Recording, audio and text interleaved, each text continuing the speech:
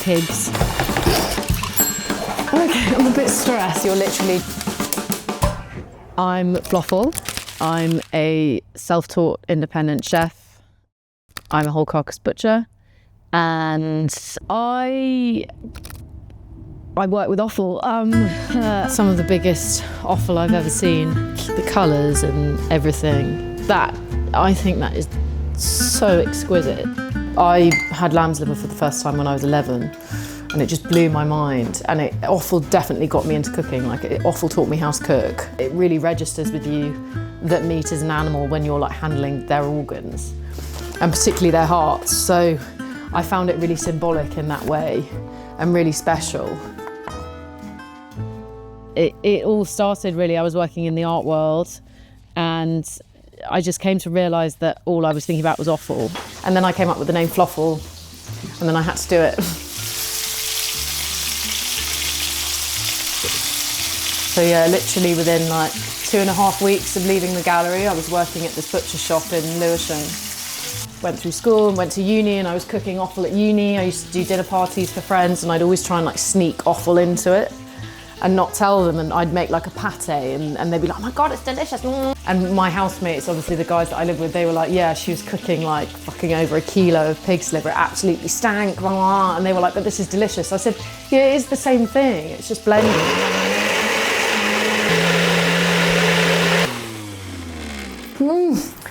It's such an interest. It's tonato. So there's anchovies in there, there's pig's liver in there.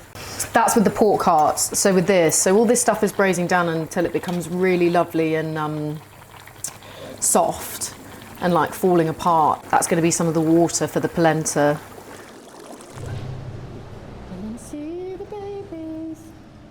The butchery, whole carcass butchery and being a chef, I think they really come hand in hand. Being able to so intimately and like literally physically understand and be able to enact the animal's anatomy and the whole animal and what it means.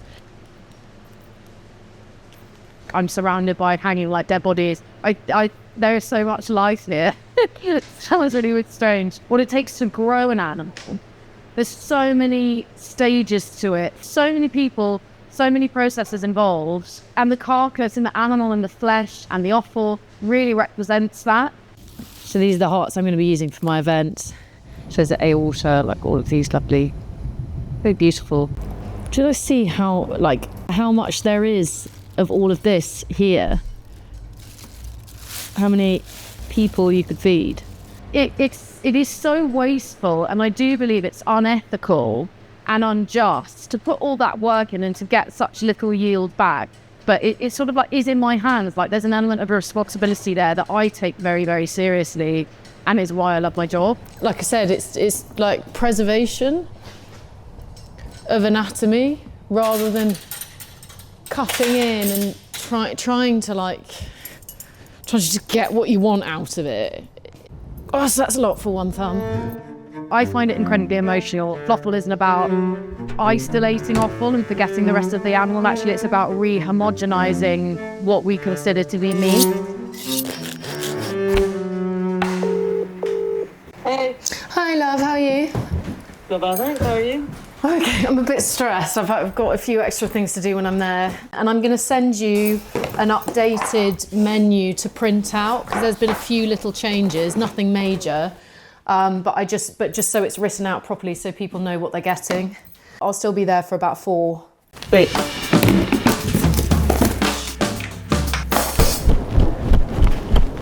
So the pop-up is, it's the 3rd year I've done it. It's called For the Love of FLOFFAL. It celebrates Valentine's Day, but also offal through 5 courses of hearts. Chicken heart, venison heart, pork heart, lamb heart, and then ox heart is the dessert. There are wine pairings that we've curated really specially with Veraison, who host it, my local wine bar. And it's just like a coming together of people who are interested in talking about food, feeling food in a different way.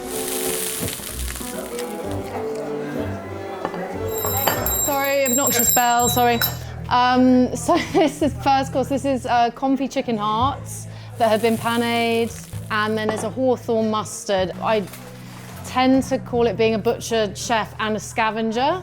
So I don't know if anyone's walked down towards Denmark Hill and seen all the trees. So they're the hawthorn berries about a stone's throw from my house, basically made into a ketchup and blended through. So it's completely done by hand, but I do want to say as a caveat, I'm so sorry if you find a little pip there. Yeah, it's a bit of a labour of love making those. So yes, that is the first course, and it's quite a good little introduction to what FLOFFAL is a mixture of kind of foraging and scavenging. So enjoy.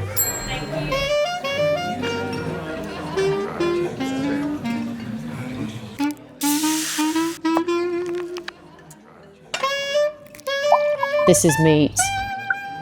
Meat is an animal is alive, and it can be enlivening for us as well. Yeah, I did it. I did it.